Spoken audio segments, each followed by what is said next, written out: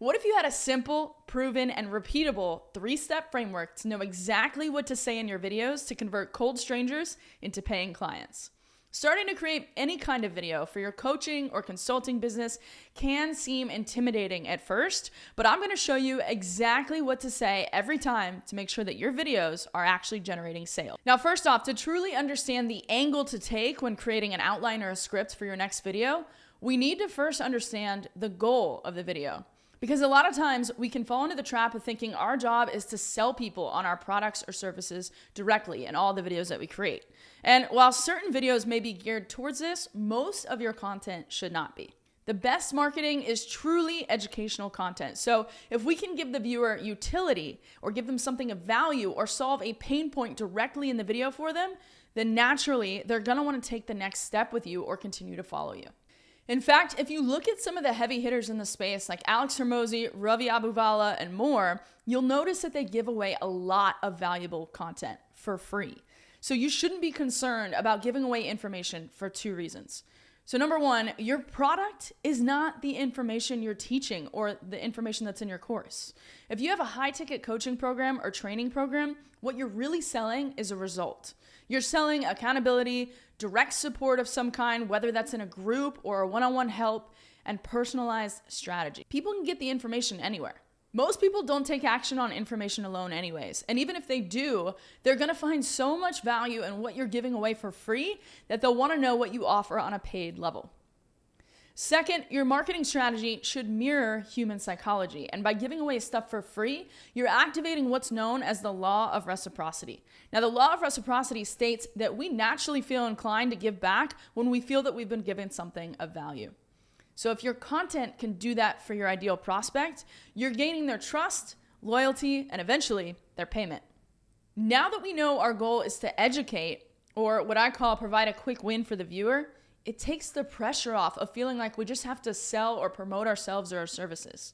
Now, there are 3 essential segments to any good piece of content that I call the hook, the how, and the now what.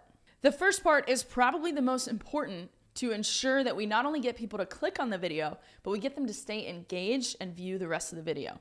This is your hook, or the first few seconds of your video. Speaking of getting people to engage, if you could do me a huge favor right now and hit the like button and subscribe, it lets me know to create more content just like this for you.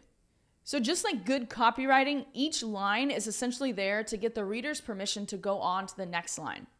The opening 5 seconds or so of your video is gaining the viewer's permission to move on to the next part of the video.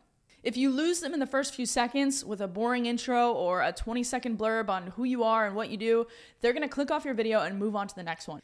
So that means that right away, we need to open up with an attention-grabbing hook and tell them what's in it for them by watching the entire video. What is the thing that they want that they can gain by the end of the video?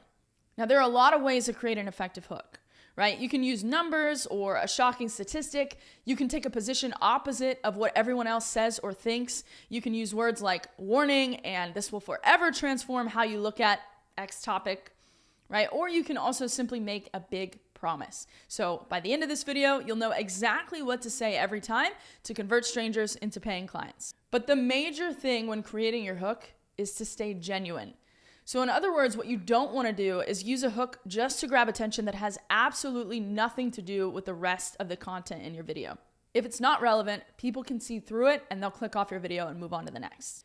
Next, now that you have their attention, the second part is where the bulk of the video will take place. This is the how. You want to go straight into giving them what they're looking for. Educate. Particularly when it comes to YouTube content and even Instagram Reels right now, the most effective kind of content is educational or a tutorial.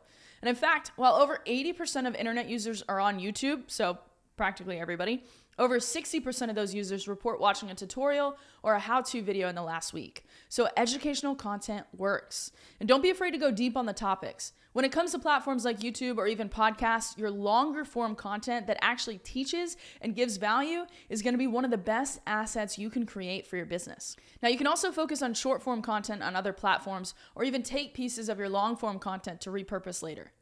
Now, I always get the question, how long should my video be?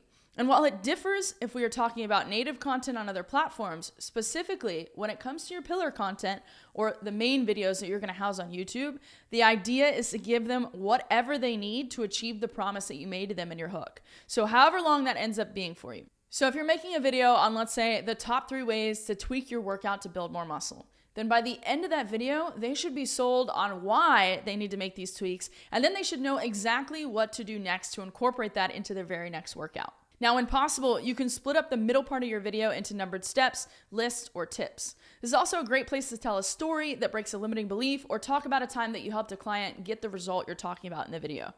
If you're walking through a step-by-step of how to use a software or something similar, screen sharing as you're walking through it is also very effective. Now, at the end of this section, feel free to give a quick 10-second recap of what you covered as you transition into the last part.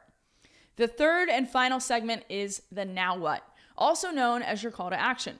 What do you want this person to do next? Be sure to have one singular, very clear next step for them to take. The clearer your call to action is, the better. So at the end of a YouTube video, it could be to click the link in the description to view a training you have or download a checklist in exchange for an email. It could also be as simple as comment down below or hit the subscribe button. Now, typically your goal of any content posted on any platform you don't own, like YouTube or Instagram, should be to eventually create traffic that you do own. In other words, grab their email in exchange for more value so that you can contact them later, no matter if algorithms change or your account gets shut down tomorrow.